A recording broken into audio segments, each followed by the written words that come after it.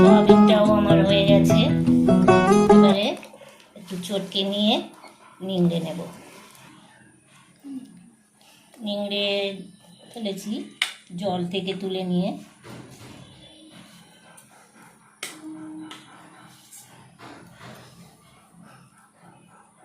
তার জন্য তো তেল দিচ্ছি, সর্ষের তেল।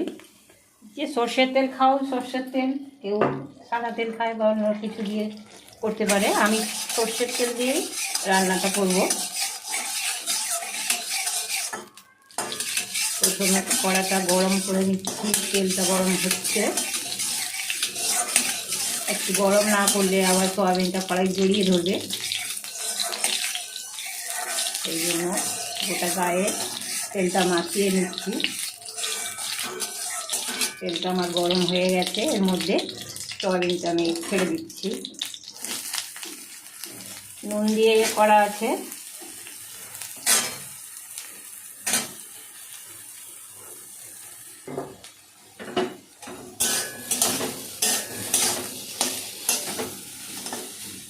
এর মধ্যে একটু আমি হলুদ দেব, সামান্য করে, সামান্য হলুদ দিচ্ছি,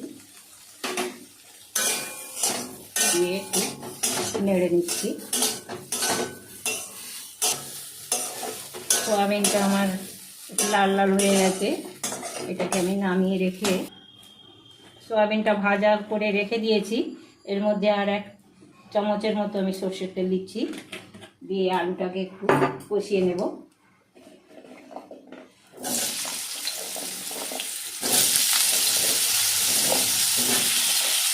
মোটা মোটা করে বড় বড় মাংসের মতো আলু করতে পারেন, আমি সোয়াবিন সাইজেই কেটেছি, দেখতে ভালো লাগবে বলে। একটু আলুটাকে ভেজে নেব। এর মধ্যে আমি এই ছোটো চামচের 1 চামচের মতো নুন দিলাম, আর সামান্য একটু হলুদ দিলাম, দিয়ে এটাকে ভাজা ভাজা করে নেব। আলুটা আমার ভাজা ভাজা হয়ে গেছে, লাল লাল মতো। এর মধ্যে আমি ঢেলে নেব। এরপর আমি আবার 1 চামচের মতো সর্ষের তেল দেব।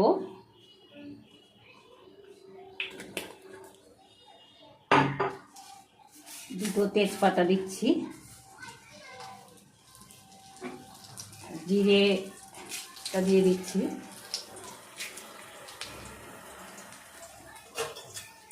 দিয়ে জিরেটা একটু লাল লাল করবো।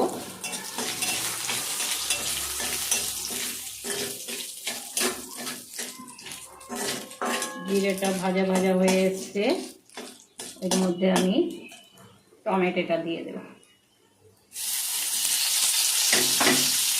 টমেটোটা দিয়ে একটু নুন দেব অল্প করে, দিয়ে টমেটোটা কষিয়ে নেব।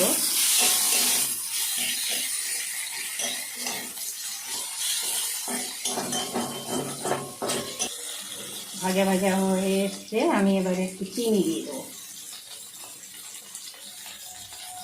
নিরামিষ তরকারি একটু মিষ্টি দিলে মিষ্টি মিষ্টি লাগবে। এর মধ্যে আমি এবারে আদা জিরে কড়া বাটা ছিল সেটা দিয়ে দিচ্ছি।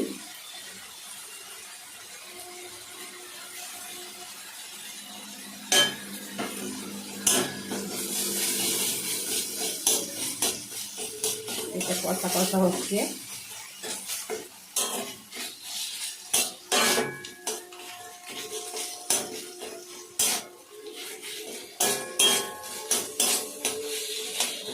এর মধ্যে এবারে আমি লঙ্কা হলুদ যে ছিল এটা সব দিয়ে দিচ্ছি। 2 চামচ করে দেওয়া ছিল, লঙ্কা 1 চামচ, হলুদ 2 চামচ দিয়ে ভালো করে কষিয়ে দেব। সামান্য জল দেব,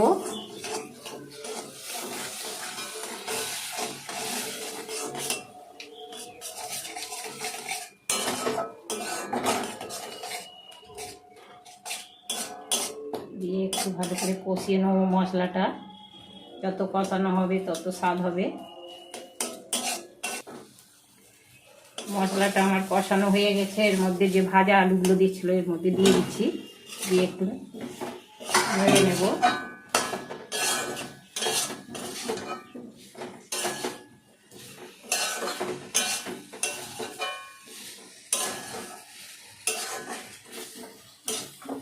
এর মধ্যে সয়াবিনটাও ঢেলে দিচ্ছি।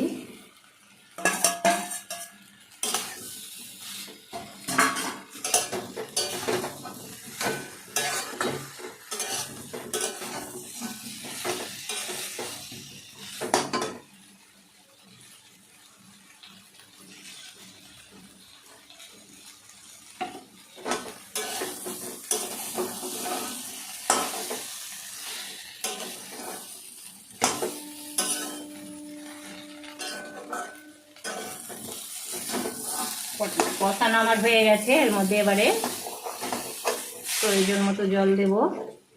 এটা শুকনো হবে, খুব বেশি জল দেব না। এটা আমি দিয়ে দেবো।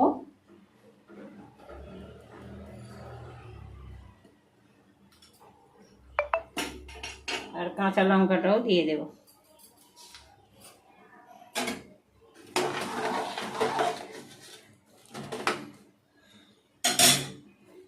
দিয়ে এখন আলুটা সেদ্ধ হতে দেব, ঢাকা দিয়ে দিলাম।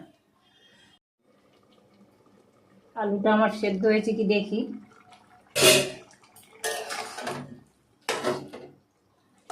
সেদ্ধ হয়ে গেছে, জলটাও মরে গেছে। এর মধ্যে আমি কিশমিশটা আছে দিয়ে দেব।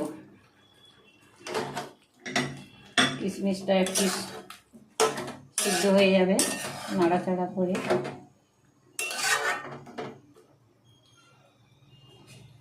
একটু ঢাকা দিয়ে দিচ্ছি। কিশমিশটা সিদ্ধ হয়ে গেছে, জলটাও কষা কষা হয়ে এসছে।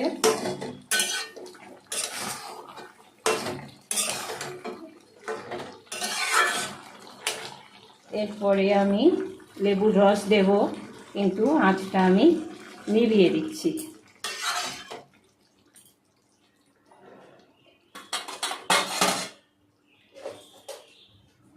দু চামচ ছিল আমার লেবুর রস, ভালো করে ছড়িয়ে দিচ্ছি।